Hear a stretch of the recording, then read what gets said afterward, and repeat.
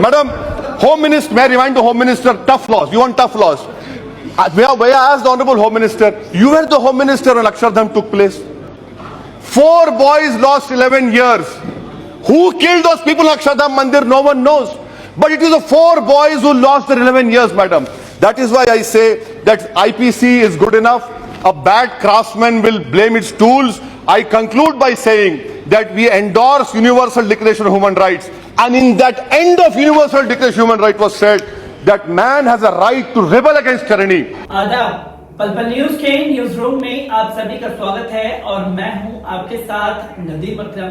खबर की शुरुआत करने से पहले आप लोगों से एक छोटी सी अपील, अगर अभी तक आपने हमारे चैनल को सब्सक्राइब नहीं किया है तो जल्द से जल्द हमारे चैनल को सब्सक्राइब कर लीजिए ताकि आने वाले नए वीडियो की अपडेट आपको लगातार मिलती रहे। और अगर ये वीडियो आप फेसबुक, इंस्टाग्राम, ट्विटर पर देख रहे हैं तो फेसबुक पर हमारे पेज को लाइक कीजिए और इंस्टाग्राम और ट्विटर पर हमें फॉलो करना ना भूलिएगा। बैरिस्टर असदुद्दीन ओवैसी ने 11 साल बाद जमीयत उलमाए हिंद के मुफ्ती जो आतंकवाद के आरोप में जेल की सलाखों के पीछे गुजरात में ठूस दिए गए थे, 11 साल बाद जब वो रिहा हुए तो सदन में उनके लिए आवाज बैरिस्टर असदुद्दीन ओवैसी ने उठाई जब भाजपा से सवाल पूछा गया कि आप आतंकवाद के खिलाफ लड़ने के लिए दस्तावेज और नए कानून बना रहे हैं, पर उन लोगों की आवाज कौन उठाएगा और उन लोगों से माफी कौन मांगेगा जो 11 साल बाद रिहा हुए हैं। मुफ्ती का जिक्र करते ही पूरे सदन में हंगामा मच गया और भारतीय जनता पार्टी बैरिस्टर असदुद्दीन ओवैसी का विरोध करने पर उतारू हो गई। देखिए ये video. Madam, I stand to oppose the bill because this is a disrespect. By bringing such a bill, the government is disrespecting our freedom fighters. The freedom fighters wanted the country to be independent from the clutches of the Britishers, not only for independence but to ensure that we have due process and we follow rule of law. This is what the government is attacking. Madam, this bill violates Article 14 and 21. The government is taking over the judicial independence under Article, which is guaranteed under Article 50. You are a lawyer, Madam Chairperson. Now, as the law present stands, if I am called a terrorist, I can only be called a terrorist after a court convicts me. It cannot be on the basis of the feelings of the government or on the mere suspension. I have to be given a judgment by a court of law, then only I am called a terrorist. Now, what this government is doing, bona fide, they don't have any bona fide. You suspect on your feelings, you call X a terrorist, and there are not many legal consequences. Social ostracization, police knocking at 2 a.m. in the morning, the area people telling please vacate the flat or the house because you are called a terrorist. And what is the procedure, madam? 35 in 35 section 30 the government says we'll call you terrorist. 36 I appeal, the government rejects it. Then the government forms a review committee, the review committee rejects. Where is the independence? Then you have judicial exactly, there is no judicial scrutiny. And madam, you know, judicial reviews there. Sorry for interruption. No, you're absolutely right. I agree with you. I agree with you, madam. Madam, you know very well the seminal case of VJ Roe. When it came to unlawful organization, the Supreme Court said that designation without judicial review is unconstitutional. Here you have no judicial scrutiny. You know the case of Manika Gandhi. Without following judicial scrutiny, it is against principle of natural justice. What will happen? You will be destroying an Indian's reputation, freedom and personality without procedure laid down by CRPC. Second point, madam. Second point. Clause A11 of bill provides, as amended from time to time. I mean, where is the parliament sovereignty going? You are saying that any international law which is formed will implement. Madam, the law has to be passed in our parliament, subscribing the punishment, or you are giving it, you are outsourcing your nationalism to some international convention. Is this the nationalism of the government? I strongly oppose this clause A11 and it undermines the dualist nature of Indian polity. Thirdly, madam, you talk about international law. Madam, you know for a fact that we have signed and ratified ICCPR, ICSCR. What do they say? They clearly say that a fair trial is required.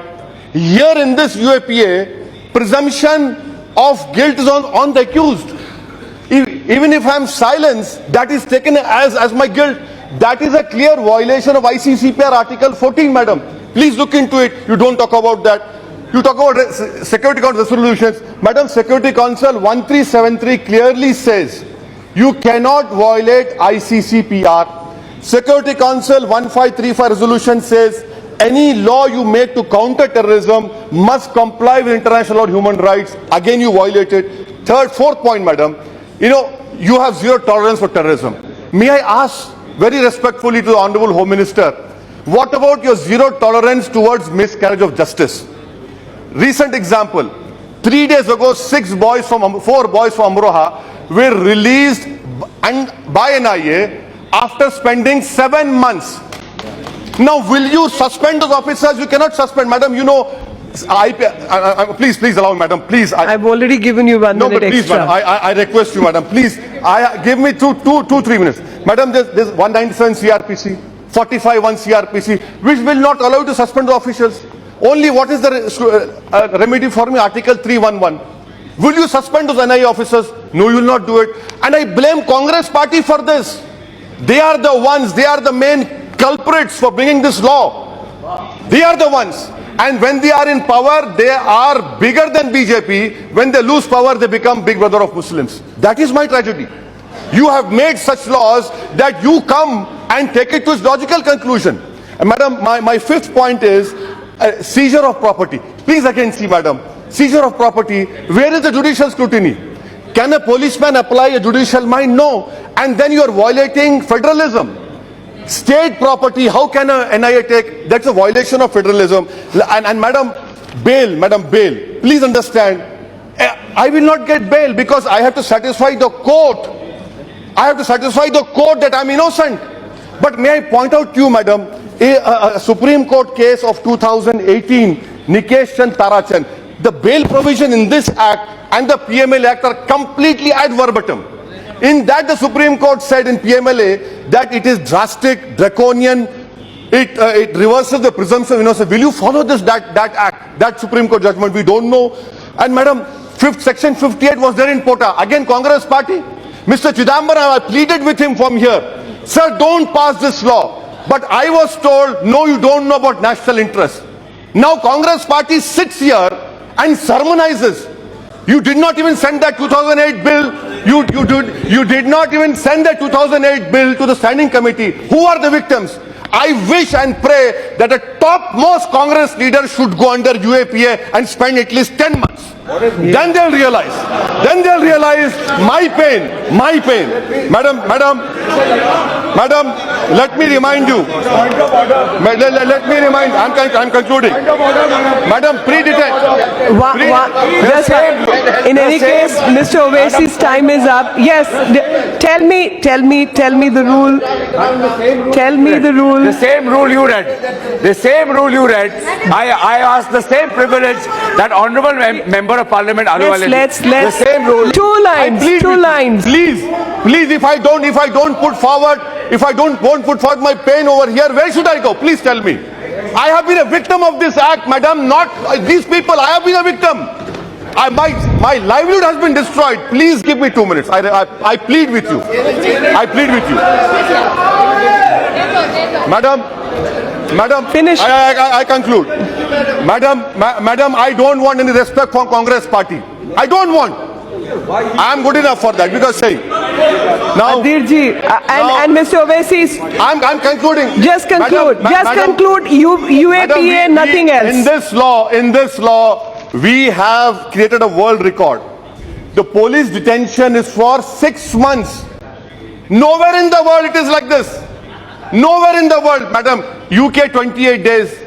USA, the oldest democracy headed by a prick, a bluff master called Donald Duck, has only 2 days. Madam. And you are loving Donald Duck? Madam, Home Minister, may I remind the Home Minister, tough laws. You want tough laws?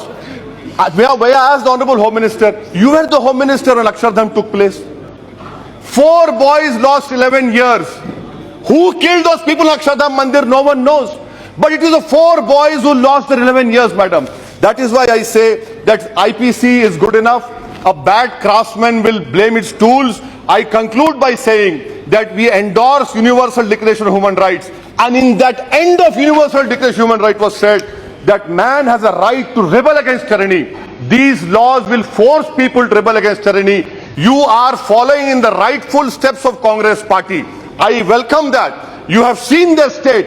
It is up to you. I conclude by dedicating this speech to those people who have lost their livelihood under this draconian act. History will absolve me, as Castro said, madam, and I hope that this government will have a zero tolerance on miscarriage of justice, because we have not got justice from either BJP in power or Congress in power. All such draconian laws have only been used against Muslims and Dalits, which has been very unfortunate. I condemn both of these parties. Thank you, madam.